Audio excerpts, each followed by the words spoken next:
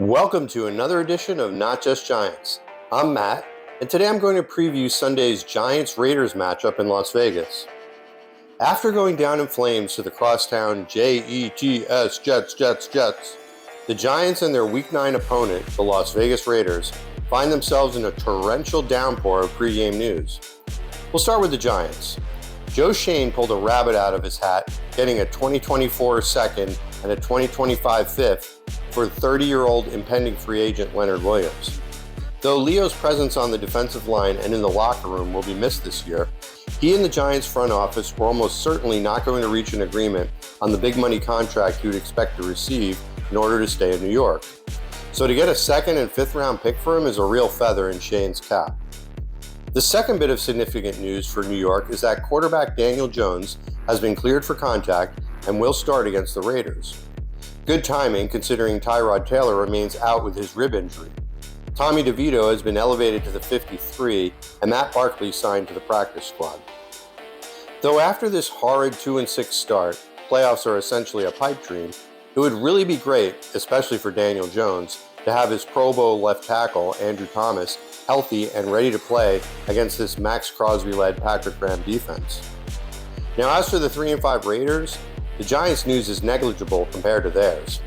Head coach Josh McDaniels, who once upon a time interviewed for the Giants HC gig before Joe Judge was hired, fired. Former Giants linebacker Antonio Pierce, named interim head coach. GM Dave Ziegler, fired. OC Mick Lombardi, fired. QB Jimmy Garoppolo, benched.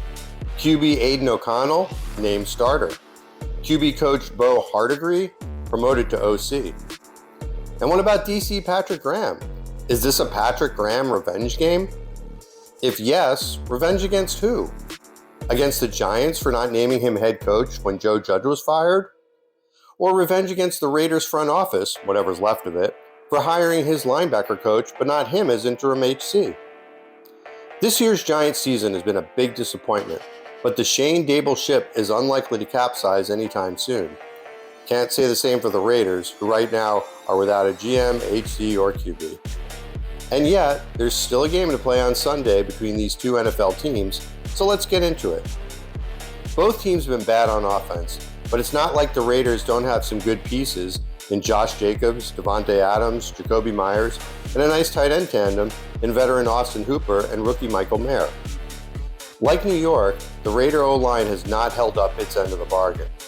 Look for the now stout Giants defense to slather on heaping servings of pressure against rookie O'Connell, and the Raiders to likely counter with what will be a run-heavy plan of attack with last year's rushing leader Josh Jacobs. Also expect Las Vegas to take as many shots as they can to Davante Adams, who had a quiet game in their 26-14 Monday night loss to the Lions in Detroit, but who, after watching the tape of the Jets' Garrett Wilson going 7 for 100 against rookie Tay Banks, will no doubt be looking to bounce back against the Giants' young corners. In O'Connell's only start, a 24-17 loss in LA to the Chargers, Khalil Mack had 6 sacks. So there's really no reason why the Giants shouldn't be able to apply similar pressure to this rookie with his porous offensive line, the same way it's done to Sam Howell and Zach Wilson. Although it remains to be seen how much of a drop-off there will be in this Giants D-line, sans Big Cat Leonard Williams, we'll get to see how well Nacho, A'Shaun, DJ Davidson, and Jordan Riley can pick up the slack and perform with more snaps. When the Giants have the ball, the good news is not only the return of Daniel Jones, but also his O-line, fingers crossed, possibly having their starting tackles back in Andrew Thomas and Evan Neal. The bad news is, as I suspected when he exited in the first quarter of the Jets game, tight end Darren Waller appears set to miss at least 2 to 4 weeks due to his chronic hamstring injury. Look for a bump up in targets not only to tight end Daniel Bellinger, but also to the Giants' starting wideouts, Darius Slayton, Jalen Hyatt, and Wan'Dale Robinson, although catches might not come easily against this 9th-ranked Raiders pass defense. Thinking outside the box here, might the Giants consider slotting wide receiver Isaiah Hodgins into the Waller role? Though not as big or as fast as Waller, Hodgins is a plus blocker for a receiver with short hands who can run those short and intermediate routes Waller has been successful at in this Giants offense. If the Giants do have both their tackles or even one of them back for this game, it'll be interesting to see how the guard positions shake out between Pugh, Bredesen, and Glowinski. This is kind of a crazy game to predict since the Giants have to travel across country after coming off what for most teams would be a terribly demoralizing loss against the Jets. Coach Daboll's one game at a time philosophy will really be put to the test this week and going forward.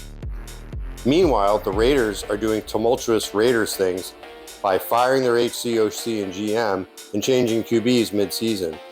Though players might actually like the current changes, uncertainty is typically unsettling, and it seems like a pretty tall order, especially on a short week following a Monday Night Football contest, to sufficiently game plan, coordinate, and adequately communicate in-game within such a short time span. Vegas agrees that this is a tough game to handicap, as the Raiders are 1.5-point home favorites.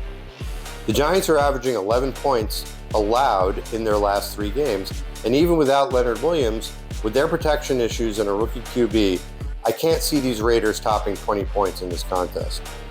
Meanwhile, for the Giants, even without one of their main weapons in Darren Waller, which is also a bummer from a Waller-Raiders revenge game standpoint, though he may derive some satisfaction from seeing the guys who ran him out of town in Ziegler and McDaniel no longer employed, as long as the Giants can find a way to at least slow down whirling dervish Vegas pass rusher extraordinaire Max Crosby and follow their HC's lead by not allowing themselves to throw a pity party over last week's Jet game debacle, then they should have the advantage in scheme and unity to put up enough points to squeak by.